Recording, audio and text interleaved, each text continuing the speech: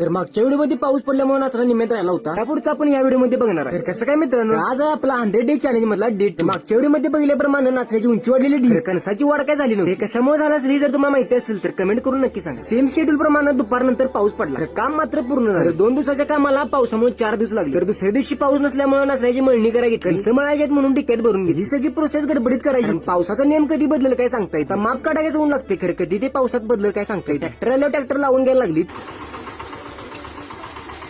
आणि आपल्याला माहिती झालं काहीतरी दिसलं तर बारकी पोरं बघायला आल्याशिवाय राहील. तसंच ही सुद्धा नाचना मळीच तर बघितलं. सगळा सेटअप झाल्यानंतर नाचना मळायला सुरुवात केली.